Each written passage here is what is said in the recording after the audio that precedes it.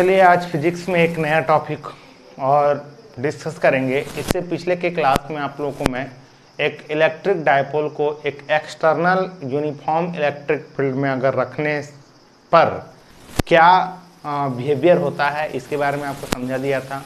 और उसी electric dipole को अगर हम लोग नॉन यूनिफॉर्म इलेक्ट्रिक फील्ड में रखते हैं तो उसमें क्या होता है उसका भी बिहेवियर हम लोग देख चुके थे।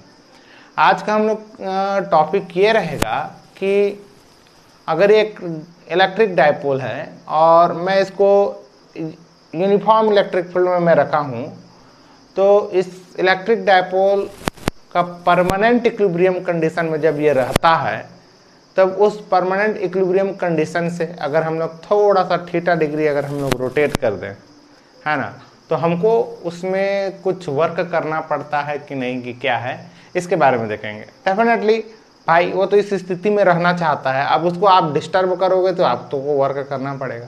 देन वो वर्क कितना करना पड़ेगा हम इसके बारे में देखेंगे और साथ ही इसमें एनर्जी कितनी रहती है इसके बारे में देखेंगे। तो चलिए स्टार्ट करते हैं। ये हमारा हेडिंग है और इसमें किस तरह से इसको पढ़ना है आप थोड़ा ध्यान देंगे। फिर से मान लीजिए ये हमारा एक यूनिफॉर्म इलेक्ट्रिक फील्ड है, ये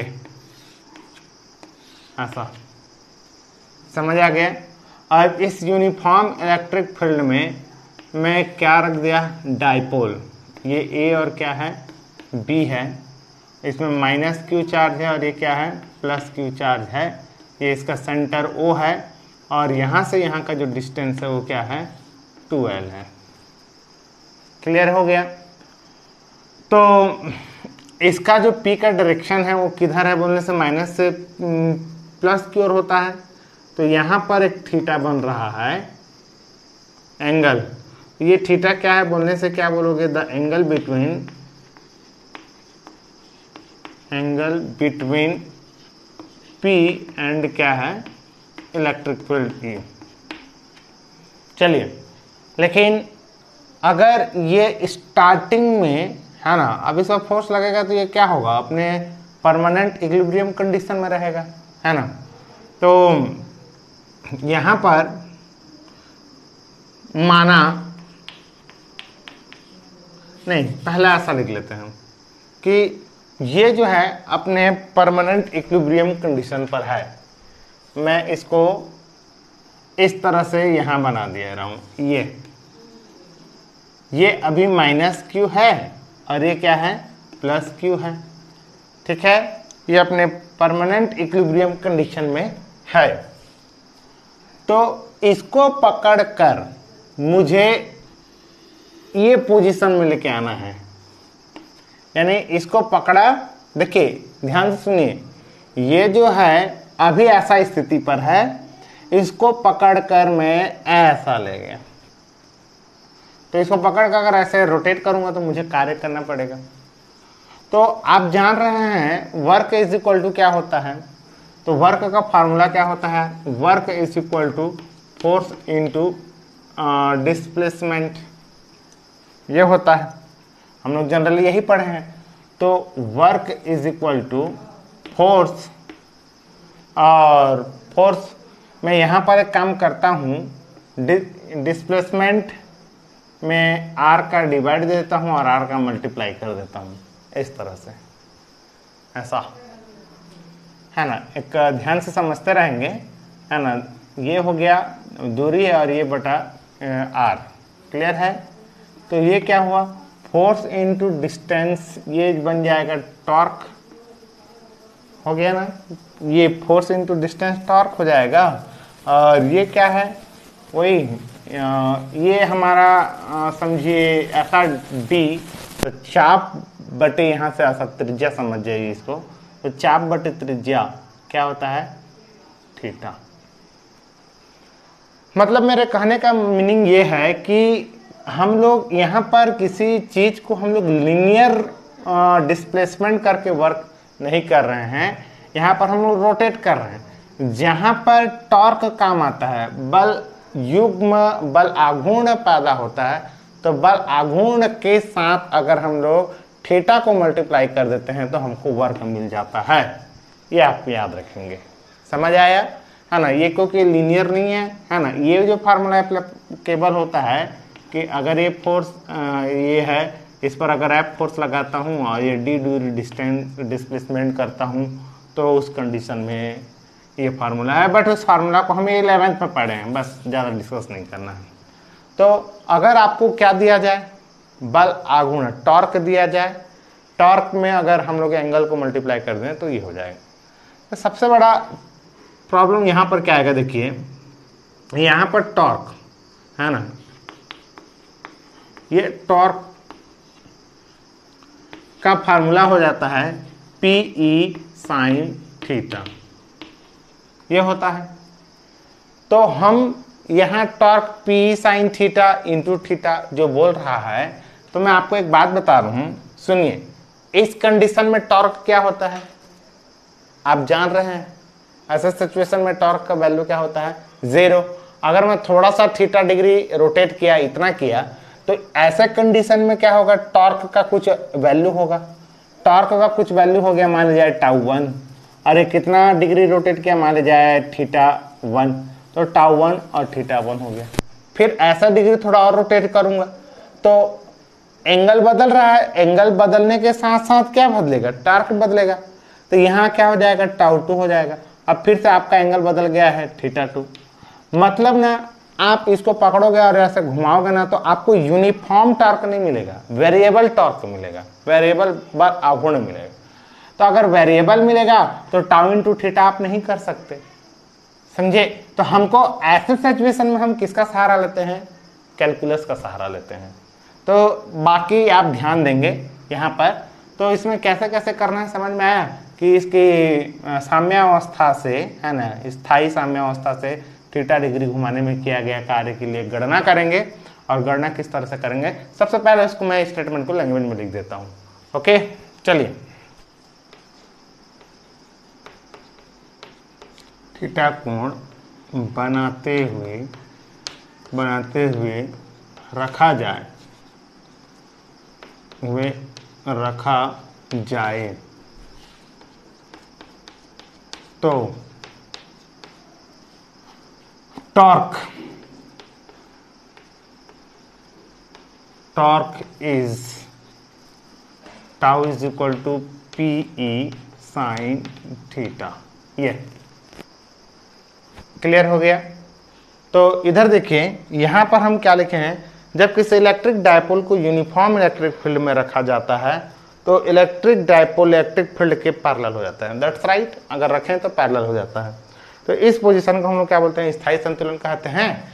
और माना कि एक इलेक्ट्रिक डायपोल मोमेंट वाला माना कि P इलेक्ट्रिक डायपोल मोमेंट वाला एक क्या है, इलेक्ट्रिक डायपोल को E के साथ थीटा कोण बनाते हुए रखा जाए तो टॉर्क कितना होगा बोलने से ये, ठीक है। यहां पर थीटा से डी थीटा से क्या है, डी थीटा कोण घुमाने पर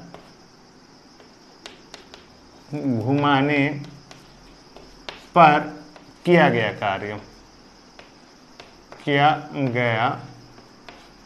कार्य dw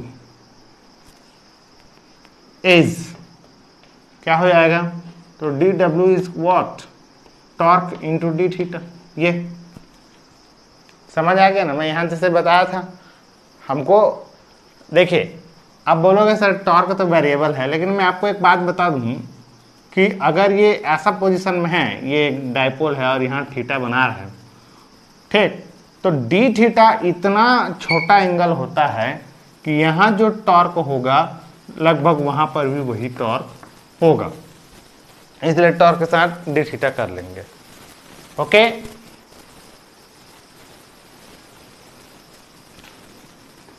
देन क्या हो जाएगा, D W is equal to क्या हो जाएगा, टॉर्क इज इक्वल टू क्या होता है, PE sine theta D theta.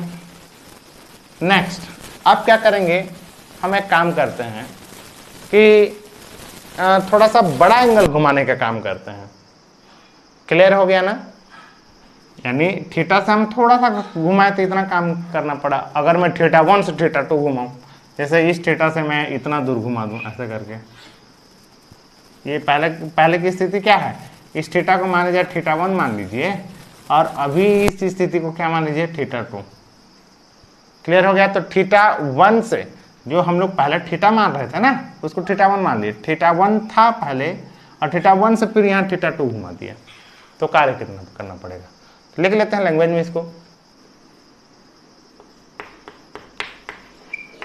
Electric dipole को theta is equal to theta 1 कर दे रहा हूं, से थीटा 2 घुमाने में किया गया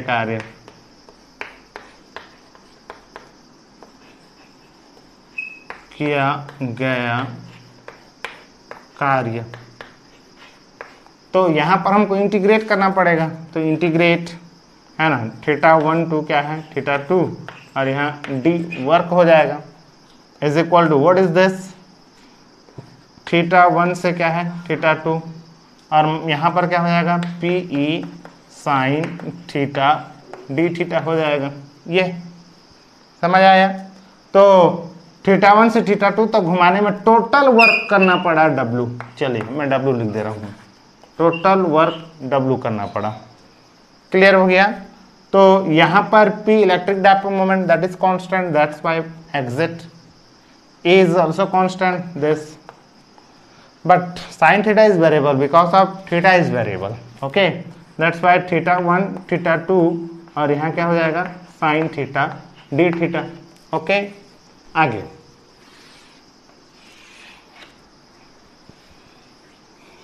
work is equal to PE. अब देखिए साइन थीटा का जो इंटीग्रेशन होता है आपको याद करना पड़ेगा, आप क्लास 11 में पढ़े हो, क्या होता है माइनस कॉस थीटा। तो यहाँ क्या हो जाएगा माइनस कॉस थीटा, और थीटा 1 से थीटा 2 हमारा लिमिट हो जाएगा। तो W इज इक्वल टू क्या हो जाएगा पीई।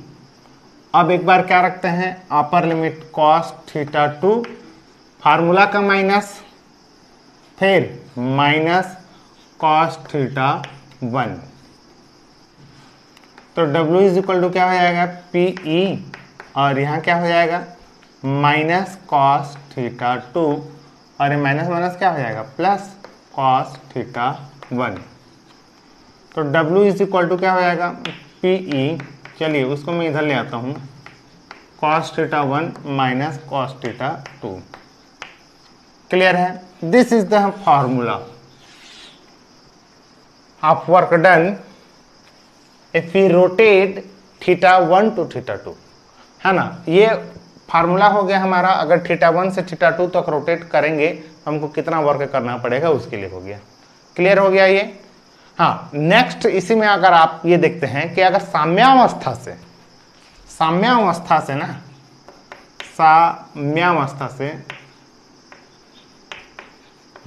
इक्विलिब्रियम से ना, साम्यावस्था से थीटा डिग्री घुमाने पर किया गया कार्य निकालना है, किया गया कार्य। तो आप मुझे ये बताइए, जब वह साम्यावस्था में रहेगा इलेक्ट्रिक डाइपोल, ये हमारा क्या है माइनस है और ये प्लस है, तो ये इधर P है और इधर ही E है, तो थीटा इज इक्वल टू क्या हो जाएगा 0, यानी स्टार्टिंग थीटा 1 क्या हो जाएगा 0। तो यहाँ पर किया गया कार्य तो क्या हो जाएगा थीटा का डिस्क्रिप्शन के थीटा इज इक्वल टू 0 और theta 2 is equal to theta मान लिया। यानी यहाँ समझ में आ रहा है ना। पहले हम लोग क्या था, ये हमारा ऐसा था इलेक्ट्रिक डाइपोल, ध्यान से देखिए, ये थीटा 1 था, थीटा 1 से मैं इसको यहाँ घुमा दिया यानी थीटा 2 कर दिया ऐसा, तो ये एंगल था। अब स्टार्टिंग में क्या है इलेक्ट्रिक डाइपोल पहले से यहीं पर है, तो ये theta 1 is equal to already 0 हो गया। अब यहाँ पर हो गया, थोड़ा सा घुमाया थीटा घुमाया, तो दूसरा एंगल थीटा 2 बराबर थीटा हो गया। क्लियर। तो यहाँ W इज इक्वल टू क्या हो जाएगा PE cos 0 minus cos theta. तो W इज इक्वल टू क्या हो जाएगा PE, और cos 0 का वैल्यू क्या आता है 1 माइनस cos थीटा। तो ये जो फार्मूला है साम्यावस्था से आप कितना डिग्री घुमा रहे हो उसके लिए है। यानी साम्यावस्था से अगर 30 डिग्री घुमाएं तो बस यहाँ 30 रख दो, कहानी खत्म। तो इसके हम एक विशेष स्थिति पढ़ेंगे, है ना, स्थितियां देखते हैं, है ना, स्थिति, ये आप अच्छा समझ में आएगा बाद में। स्थिति यदि थीटा इज इक्वल टू 90 हो, यानी आप साम्यावस्था से 90 डिग्री घुमा देते हो, मतलब ये हमारा इलेक्ट्रिक फील्ड हो गया, ठीक है ना, और पहले आपका इलेक्ट्रिक डायपोल ऐसे था और उसको पकड़कर आप ऐसे 90 डिग्री ऐसे घुमा दिए, ऐसे कर दिए, घुमाए हो, समझे ना, पी का डायरेक्शन उधर है अभी ऊपर की ओर, ऐसा। तो आप कितना डिग्री घुमाए, 90 डिग्री घुमाए। तो ऐसे सिचुएशन से ऐसे सिचुएशन में लाने के लिए आपको कितना वर्क करना पड़ेगा, तो कैलकुलेट कीजिए।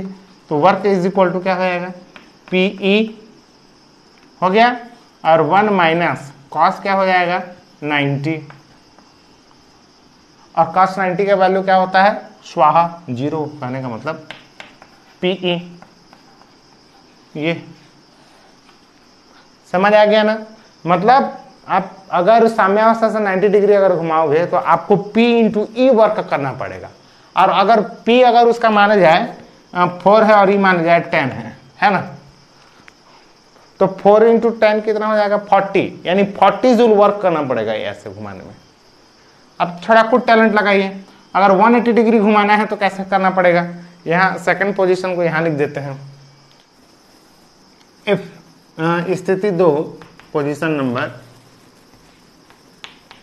Theta is equal to 180 degree, मतलब क्या समझे, ये तुम्हारा इलेक्ट्रिक फील्ड ही है ये। तो इलेक्ट्रिक फील्ड में अगर हमारा पहला ऐसा था इलेक्ट्रिक डायपोल, तो इलेक्ट्रिक डायपोल ऐसा था, इसको मैं 90 डिग्री घुमा दिया, तो यहां से यहां तक कितना वर्क करना पड़ गया है, यहां से यहां तक वर्क जो करना पड़ा है वो पी करना पड़ा है। अब खुद सोचिए, फिर यहां से यहां तक ऐसा घुमाओगे तो फिर से कितना करना पड़ेगा, फिर से पी करना पड़ेगा। तो इसको यहां से यहां तक घुमाने में टोटल काम कितना करना पड़ेगा, 2PE साम्यावस्था से। तो ये फार्मूला हमारा देता है कि नहीं देता, देखते हैं। तो वर्क इज इक्वल टू क्या हो जाएगा, PE 1 माइनस कॉस क्या हो जाएगा 180 डिग्री, है ना, कॉस 180 डिग्री का वैल्यू क्या होता है -1 माइनस और इसका -1, दैट्स वाई +1, तो ये कितना हो जाएगा, work is equal to 2PE। तो ये हमारे कुछ विशेष कंडीशन है, आपको याद रखने पड़ेंगे। समझ आया कि नहीं आया, यहाँ से यहाँ घुमाने में आपको PE काम करना पड़ा, फिर यहाँ से यहाँ घुमाने में PE काम करना पड़ेगा, इस तरह से। क्लियर है, तो ये कुछ हमारे विशेष स्थितियां हैं। अगर हमको फिर से अगर यहाँ पर ऐसा करके फिर रोटेट करेंगे, ऐसे करके ऐसे, तो देखिए यहाँ से आप थोड़ा ध्यान देंगे, ये एक्चुअल में जो अब यहाँ से यहाँ अगर आप वर्क करोगे तो नेगेटिव आना शुरू हो जाएगा। उसका रीजन देखिए, अभी कैसा है भाई, देखिए ये इधर ऐसे होना चाहता है, ये ऐसे होना चाहता है, ऐसे, यानी नीचे आना चाहता है ऐसे, और हमको उसको ऐसे ले जाना है।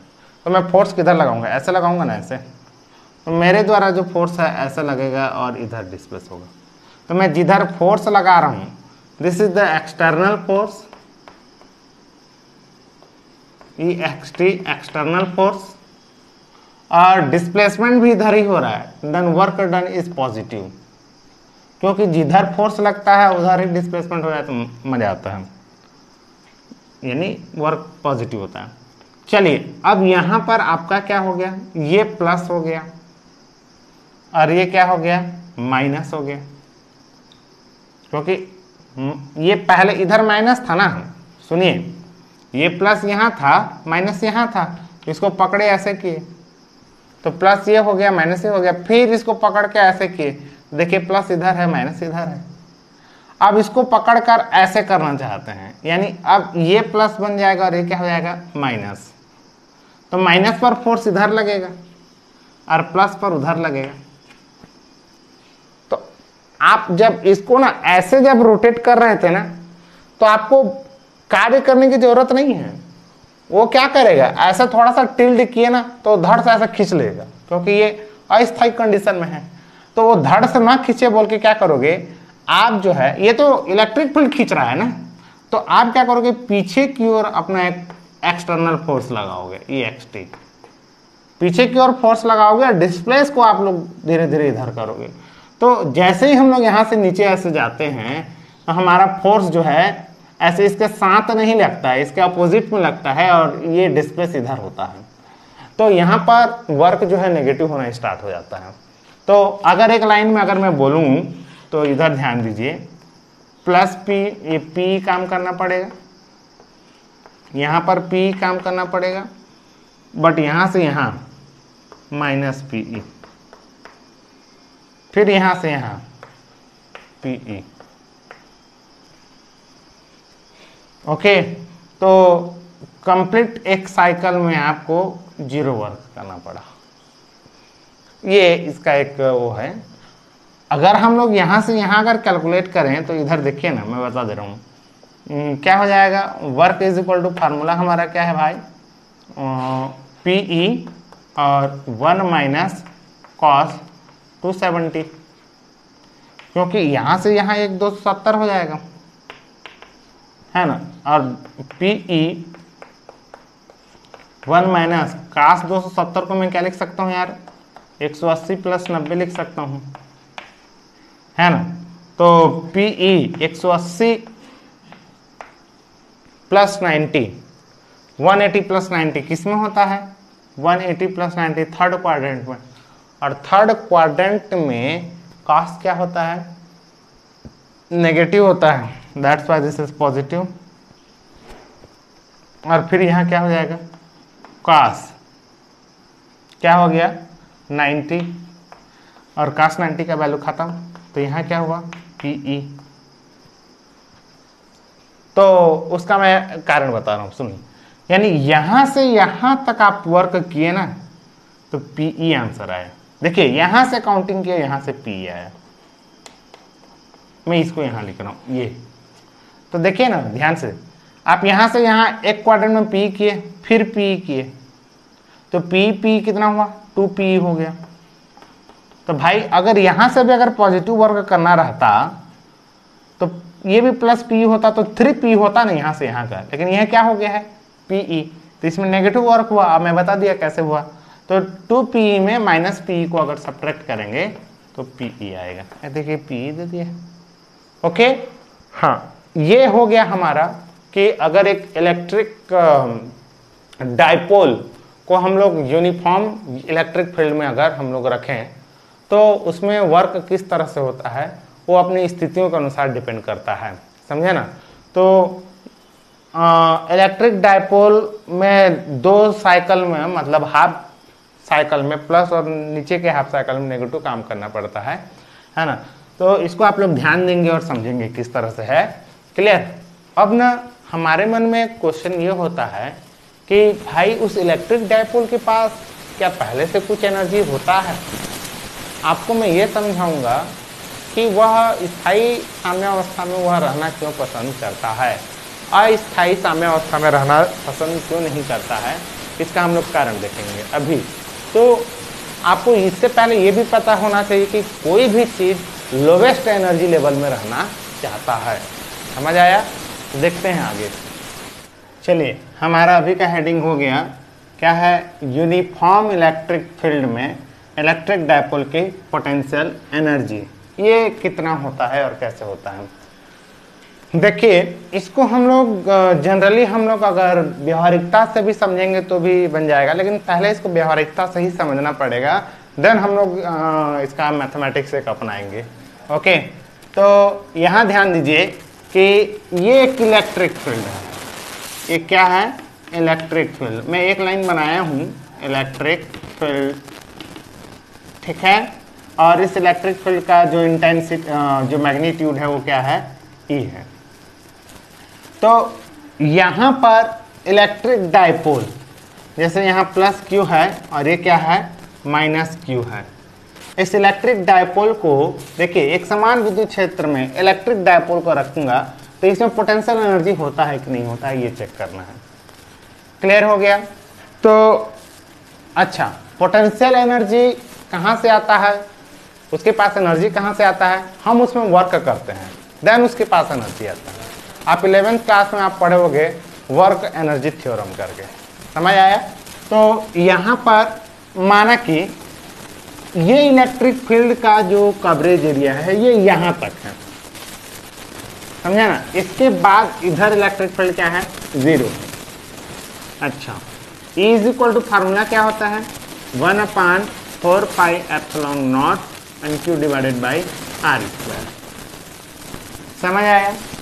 तो if R tend to infinity then E tend to 0। अगर हमारा दूरी अगर इंफिनिटी की ओर अग्रसर हो जाएगा तो हमारा E भी क्या होगा, 0। मतलब अगर इसको मैं इंफिनिटी ले जाऊंगा तो E का मान क्या हो जाएगा, 0। क्लियर हो गया। अच्छा सुनो, यहाँ पर एक डायग्राम और बना रहा हूँ। ये मेरा इलेक्ट्रिक फील्ड है ना, ये हमारा क्या है, इंफिनिटी लेवल है, और यहाँ पर E का मान क्या हो गया, 0 हो गया। समझ आ गया ना। तो यहाँ पर देखिए, मैं इस प्लस Q को इलेक्ट्रिक फील्ड के एक पॉइंट A पर लाके रखना चाहता हूँ। अब तो ये तो ऑटोमेटिक आके नहीं रुक जाएगा, तो हम क्या करते हैं, मैं इस प्लस Q को पकड़ा तो यहाँ पर फोर्स अभी क्या है, 0 है। जैसे ही मैं इसको यहाँ पर लेके आया, यहाँ चलिए थोड़ा ऐसे कर देता हूँ, ऐसे यहाँ पर लेके आया प्लस Q को, क्योंकि यहाँ पर इलेक्ट्रिक फील्ड क्या है, 0 है ना। तो अब इसमें क्या हुआ, थोड़ा सा इलेक्ट्रिक फील्ड आया होगा, तो electric field into Q is equal to force हो जाएगा। तो अब इतना फोर्स की वजह से उसको रिपल करेगा, क्योंकि इलेक्ट्रिक फील्ड का जो दिशा है वो इधर है और प्लस पर उधर रिपल्सन करेगा, तो मुझे उधर इसको धक्का मारना पड़ेगा इधर। तो इलेक्ट्रिक फील्ड जितना फोर्स लगाएगा मैं भी उतना ही फोर्स लगाऊंगा ताकि ये एक्सेलरेट ना करे। इलेक्ट्रिक फील्ड अगर 10 न्यूटन का फोर्स लगाया तो मैं भी 10 न्यूटन का फोर्स लगाऊंगा, तो नेट फोर्स क्या हो जाएगा, 0। तो नेट फोर्स 0 हो जाएगा तो वो क्या हो जाएगा, यूनिफॉर्म मोशन करेगा। अब यहाँ ये समझ नहीं आएगा कि सर नेट फोर्स 0 होने से यूनिफॉर्म मोशन कैसे करेगा, वो तो मोशन ही नहीं करेगा। तो हम 11th में ही पढ़े हैं, इतना net force is 0 then acceleration will be 0, है ना। एक्सेलरेट नहीं करेगा, एक्सेलरेट नहीं करेगा इसका मतलब वो नहीं है कि चार्ज रेस्ट में ही रहेगा, एक समान गति कर सकता है ना, याद रखना बेटा। तो ये चलिए, ये एक समान गति किया, अब यहाँ पर आया तो फोर्स का मान क्या हो गया, थोड़ा और बढ़ जाएगा, क्योंकि इलेक्ट्रिक फील्ड धीरे धीरे स्ट्रांग हो रहा है, समझ आया। तो फोर्स का मान और बढ़ा तो मैं थोड़ा फोर्स और बढ़ाया। तो इस तरह से मैं इलेक्ट्रिक फील्ड के विरुद्ध यानी फोर्स चार्ज पर इधर फोर्स लगाते हुए इसको एक्सेलरेट न करते हुए यूनिफॉर्म मोशन में लाते लाते लाते लाते लाते लाते इस ए पर रख दिया, प्लस Q आवेश को लॉक कर दिया, यानी यहां तक लाया तो मुझे वर्क W1 काम करना पड़ा, मेरी एनर्जी खत्म हो गई। तो वो एनर्जी कहां गई, तो ये जो चार्ज है इसमें पोटेंशियल एनर्जी में वो क्या हो गई है, संचित हो गई है, स्टोर हो गई है। अच्छा कैसे हुई है बोलने से, अब इस जो ट्रिगर है इसको आप निकाल दीजिए, या धड़ से गोली की तरह आगे बढ़ जाएगा, मतलब उसके पास एनर्जी आई तब ना उधर गई, यानी मैं जितना वर्क किया इसमें पोटेंशियल एनर्जी में क्या हो गया, स्टोर हो गया। ओके चलिए नेक्स्ट, अब क्या करते हैं, ये हमारे द्वारा किया गया कार्य है ना, हम लोग एक्सटर्नल वर्क कर रहे हैं, ठीक है। अब चलिए माइनस Q को लेके आते हैं, तो माइनस Q को लेके आऊंगा इन्फिनिटी से, अनंत से इलेक्ट्रिक फील्ड के किसी पॉइंट पर लेके आना है, ठीक है ना। चलो ए पॉइंट तक लेके आइए।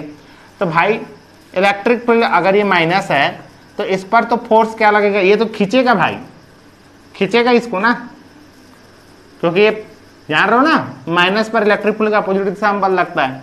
ओके, तो ये खींचेगा तो बहुत फास्टली खींचेगा, तो मैं इसको क्या पकड़ूंगा, ऐसे पकड़ के रखूंगा और इधर खींचूंगा मेरे तरफ, ताकि वो सडन से ऐसे ना जाए।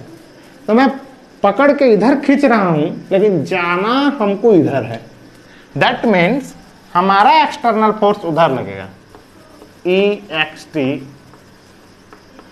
लेकिन डिस्प्लेसमेंट इधर होगा। तो हमारे द्वारा यहां किया गया वर्क कितना हो जाएगा, नेगेटिव, ऐसा। और चूंकि दोनों का चार्ज क्या है, परिमाण सेम है, तो इसको धीरे धीरे लाते लाते लाते मैं यहां ए पर लॉक कर दिया माइनस क्यू को, ऐसे। तो माइनस क्यू चार्ज को ए तक लाने पर मुझे काम करना पड़ा माइनस, क्योंकि परिमाण सब सेम है, इसलिए इसका परिमाण जितना होगा उतना इसका भी होगा। समझ आ गया। तो मुझे नेट वर्क कितना करना पड़ा बोलने से W1 plus minus W1 is equal to 0, यानी इस कंडीशन में। तो क्या ये अभी इलेक्ट्रिक डायपोल बना है क्या? नहीं बना। तो इलेक्ट्रिक डायपोल नहीं बना है तो बनाइए। तो प्लस क्यू और माइनस क्यू में कुछ डिस्टेंस चाहिए तब वो इलेक्ट्रिक डायपोल बनेगा। तो यहां से आप इसको इधर लेके आइए। तो मैं इस माइनस क्यू को थोड़ा और डिस्टेंस लेके आता हूं, और कितना डिस्टेंस लेके आता हूं मैं, 12 डिस्टेंस लेके आता हूं, ये माइनस क्यू। तो यहां से यहां तक लाने में मुझे एक्स्ट्रा वर्क करना पड़ा है, और that work is what, force into displacement, force into displacement. समझ आया। और फोर्स क्या होगा, Q इंटू ई। समझ आ गया। क्योंकि यहां धीरे धीरे धीरे धीरे धीरे धीरे इलेक्ट्रिक फील्ड बढ़ते चले जाएगा, और ये वाला जो एरिया, इतना दूर का जो एरिया है ना, उसको हम लोग समझ लिए हैं कि ये यूनिफॉर्म इलेक्ट्रिक फील्ड है। तो यूनिफॉर्म इलेक्ट्रिक फील्ड है, ई चेंज नहीं होगा, दैट्स वाई यहाँ कोई इंटीग्रेशन नहीं करना पड़ेगा। Q इंटू ई हो गया, यानी एक चार्ज पर यहां से, समझ आया। इनटू डिस्प्लेसमेंट आपने कितना किया, 2L, यहां से यहां तक। तो Q इंटू 2L क्या हो गया, P इंटू ई। लेकिन आपको वर्क कैसे करना पड़ा है, negative, then work is equal to minus PE। मतलब कहानी क्या समझ आया। यानी ऐसे स्थायी साम्यावस्था में जब ऐसे एक डायपोल बना देते हैं, एक यूनिफॉर्म इलेक्ट्रिक फील्ड में अगर हम लोग एक डायपोल बनाते हैं, तो उसके पास कितनी एनर्जी होती है, क्योंकि हम कितना काम किए, तो हमने माइनस PE काम किया, तो इसके पास इस अवस्था में जो पोटेंशियल एनर्जी होगा वो माइनस PE होगा। ओके, चलो आगे। अब कहानी क्या समझ आया कि अगर ये क्या है, एक समान इलेक्ट्रिक फील्ड है और ये इस अवस्था में है, this is minus Q and this is plus Q. तो इस स्थिति में इसके पास ये A है, ये B है, ये O है, बीच की दूरी 2L है।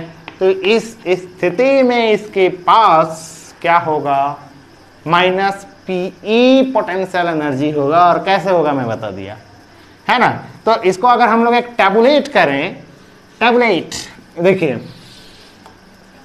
यहां पर टैबुलेट कैसे करेंगे, फर्स्ट सीरियल नंबर, और यहां पर एनर्जी लिखेंगे, पोटेंशियल एनर्जी,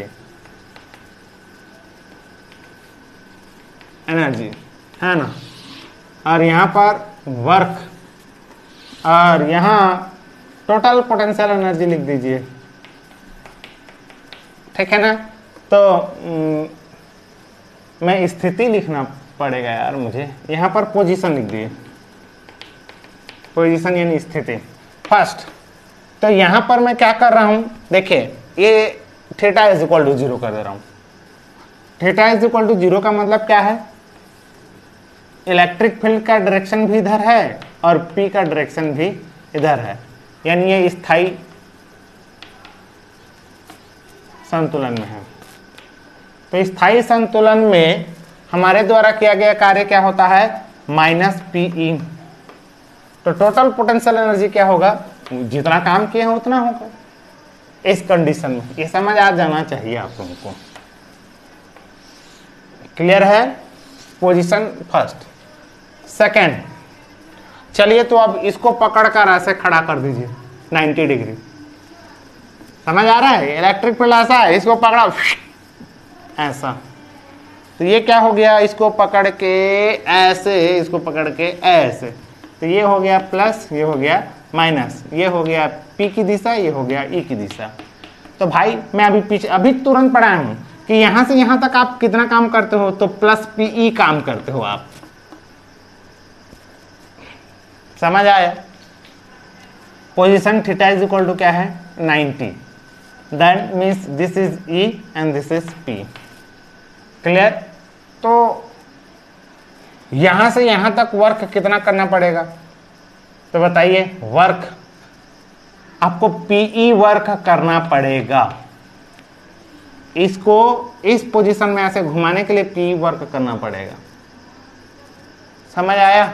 हाँ, लेकिन अब सुनिए, तो PE वर्क करना पड़ा। देखो पहले माइनस PE वर्क करना पड़ा था तो उतना पोटेंशियल एनर्जी था, माइनस P इसके पास ऑलरेडी पोटेंशियल एनर्जी है, फिर से वर्क कर दिए तो P और इसमें जोड़ना पड़ेगा पोटेंशियल एनर्जी, यानी पोटेंशियल यानी टोटल सम ऑफ वर्क, तो यहाँ 0।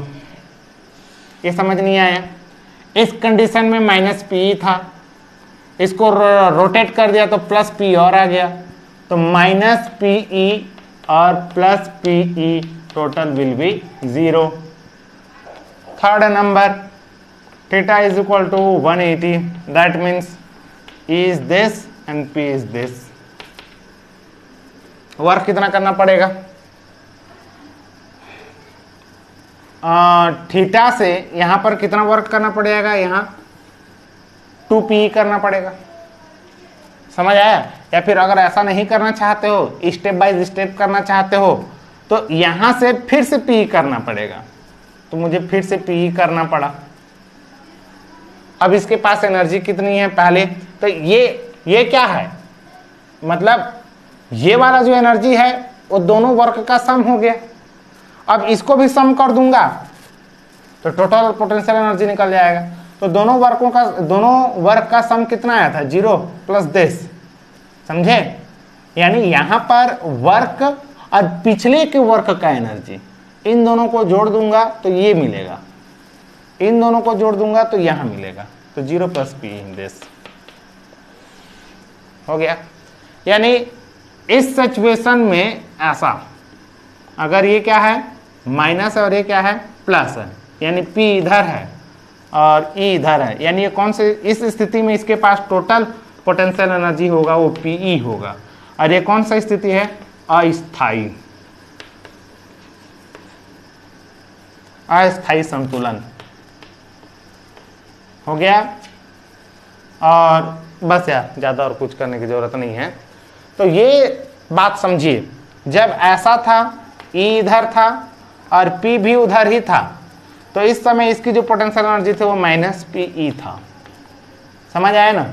और जब वो इस तरह से ऐसे था E और ये क्या है P, तो इस समय इसकी पोटेंशियल एनर्जी क्या थी, 0। मैं 3 बात बताया। सबसे अधिक एनर्जी कौन सी स्टेज में है, तो ये थर्ड स्टेज में है। कब? जब वो असंतुलन की स्थिति में है। सबसे कम एनर्जी कौन सी स्थिति में है, तो वो इस स्थिति में है। ये सॉरी कहाँ गया, ये इस स्थिति में, जब P और E का, यानी P और E सेम डायरेक्शन में होता है तो उसको स्थायी संतुलन में कहते हैं। और आपको अभी बात समझ में आ जाना चाहिए कि बेटा इस उसी पोजीशन में क्यों रहना चाहता है, क्योंकि मैं जहां एनर्जी लेवल लोवेस्ट रहेगा, दुनिया का हर चीज लोवेस्ट एनर्जी लेवल में रहना चाहता है। जैसे आपको एक ऑफर दिया जाए, आपको जमीन में मस्त एक बंगला बनाकर दे दिया जाए और यहाँ से ताजमहल से भी 200 फीट ऊपर में एक मस्त बंगला बनाकर दे दिया जाए, आप रहना कहाँ पसंद करोगे? ऊपर में?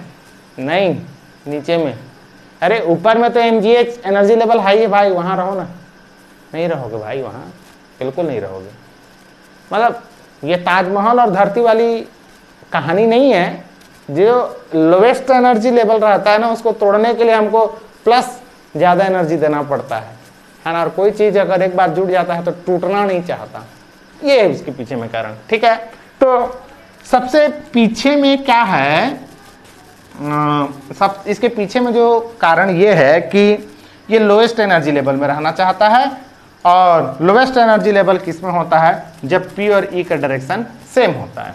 ओके, तो भाई इतना काम हम नहीं कर सकते, ऐसे करके ये सब कहानी नहीं कर सकते। हमको बस एंगल रखना चाहते हैं और एनर्जी आ जाना चाहिए, कहानी खत्म और कुछ नहीं।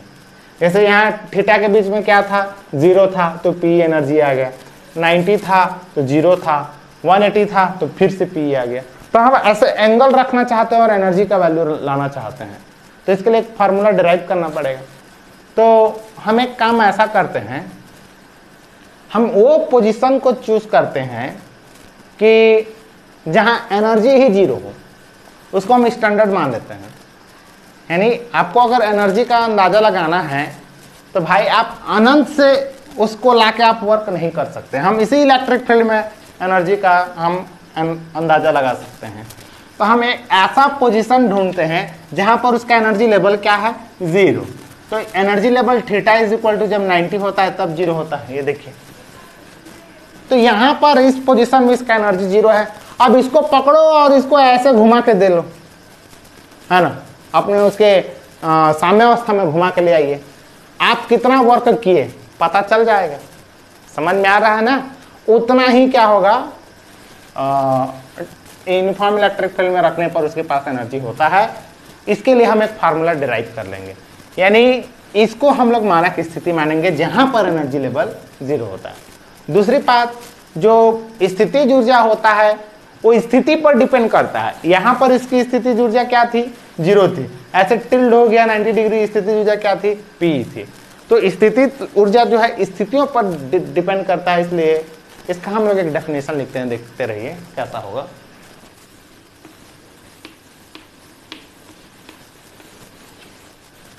हाँ, ये उसकी क्या है, पोटेंशियल एनर्जी कहते हैं। अब सुनिए, पोटेंशियल एनर्जी का हम लोग कैलकुलेशन करना चाहते हैं, sum of all work is potential energy, ठीक है ना। तो हम पोटेंशियल एनर्जी का वर्क जो है हम मानक स्थिति से करना चाहेंगे, ऐसा जगह जहां पर उसकी ऊर्जा क्या है, पूरी तरह से 0 है, और उस 0 लेवल से हम कुछ वर्क करेंगे और उसको हम लोग कैलकुलेट कर लेंगे, फिर एक फार्मूला बना लेंगे, तो कोई दिक्कत नहीं। तो मानक स्थिति हमने किसको माना, जहां पर एनर्जी क्या हो जाए, 0, पोटेंशियल एनर्जी। तो मानक स्थिति कहां पर 0 होता है, मानक स्थिति theta is equal to π/2।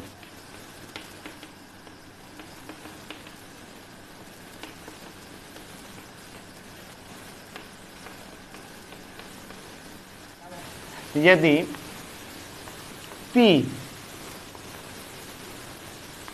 E के साथ थीटा कोण बनाता है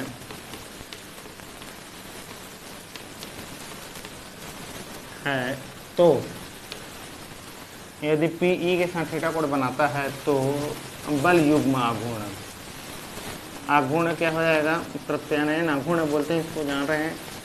टाउ इज इक्वल टू क्या हो जाएगा, पी ई साइन थीटा।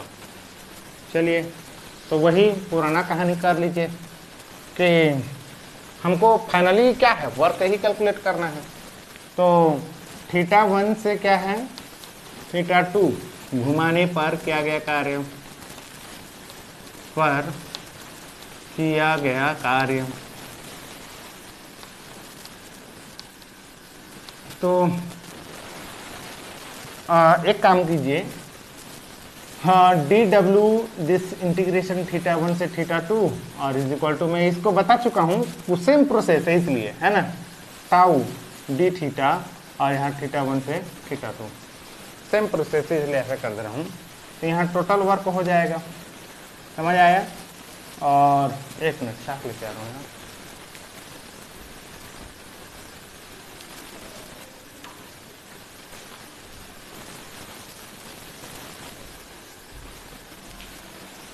तो यहाँ पर क्या हो जाएगा, टाउ क्या है, P E sine theta D theta हो जाएगा।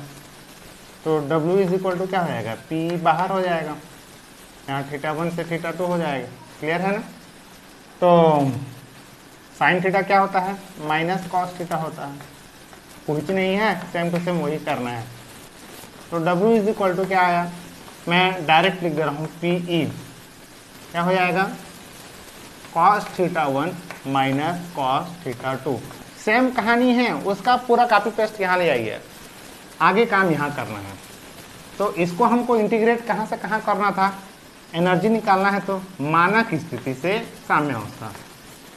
तो मानक स्थिति जहाँ पर क्या होता है, एनर्जी 0 होता है, तो वो क्या होता है θ1 = π/2 और साम्यावस्था यानी θ2 = 0 यहाँ पर, यानी π/2 से ये ऐसा है ना ऐसा, तो ये θ1 = π/2 एंगल ये यहाँ से यहाँ लाएंगे तो सेकंड एंगल क्या हो जाएगा 0।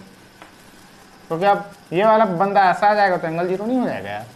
तो वो जो वर्क होगा वो किया गया कार्य ही उसकी पोटेंशियल एनर्जी होगी और ये कार्य उसकी क्या हो जाएगा, पोटेंशियल एनर्जी हो जाएगा। क्लियर? दिस इज क्या हुआ PE cos 90 माइनस cos 0, तो U = क्या हो जाएगा PE और cos 90 का वैल्यू क्या होता है। एक काम कीजिए यार, वो तो फिर टोटल वर्क ही दे देगा, हमको एक फार्मूला चाहिए, तो मैं इसको ऐसा करता हूँ थीटा, यानी ना इस मानक स्थिति से मैं थोड़ा सा ऐसे घुमा के लाया ये, और इसके साथ ये क्या बनाया थीटा। एक फार्मूला बना लेते हैं तो ज़्यादा अच्छा रहेगा मेरे कहने का मतलब, तो इसको मैं थीटा कर देता हूँ। क्लियर है? और cos 90 का वैल्यू 0 माइनस cos थीटा, तो U = क्या है -PE sin थीटा, ये सॉरी cos थीटा। देखिए अब सुनो, स्थिति देख लो, समझ में आ जाएगा स्थितियां। थीटा = क्या हो 0, यानी ये हो गया हमारा इलेक्ट्रिक फील्ड का डायरेक्शन और ये हो गया P का डायरेक्शन, यानी स्थायी अवस्था हो गया। तो स्थायी अवस्था अगर तो cos 0 का वैल्यू क्या होता है 1, तो यहाँ एनर्जी क्या है -P। देखो मैं पिछले टेबल में भी बताया था कि इस स्टेज में इसकी एनर्जी क्या होती है -PE। हो गया। स्थिति नंबर 2 में क्या होगा, थीटा = क्या कर दीजिए 90, तो U = क्या हो जाएगा -PE और यहाँ cos क्या कर दीजिए 90, तो cos 90 का वैल्यू 0। ये देखिए मैं बताया था कि इस कंडीशन में ये E है और ये P है, यहाँ पर पोटेंशियल एनर्जी क्या होता है 0। सेकंड टेबल याद आ गया है ना। स्थिति नंबर 3, एक थीटा = 180 डिग्री है ना, यानी E इधर है और P इधर है। क्लियर? तो U = क्या हो जाएगा -PE और cos क्या है 180 डिग्री, देन ये क्या हो जाएगा cos 180 डिग्री का दैट इज -1 और ये दिस इज PE। ये हो गया। तो इस तरह से आप 270 360 का भी इस तरह से निकाल सकते हैं। तो क्या समझ आया कि अगर आपको क्वेश्चन में पूछा जाए कि लोवेस्ट एनर्जी कहाँ पर रहता है इलेक्ट्रिक डायपोल के, तो आप बोलेंगे कि साम्य अवस्था में, जो स्थायी साम्य अवस्था होता है वहाँ पर होता है, जिसमें P और E के बीच में एंगल क्या होता है 0 और कितना होता है बोलने से -PE, है ना। इसमें बहुत सारे क्वेश्चन क्रिएट होते हैं यार, है ना। डेरिवेशन सारे बता दिए हैं, है ना।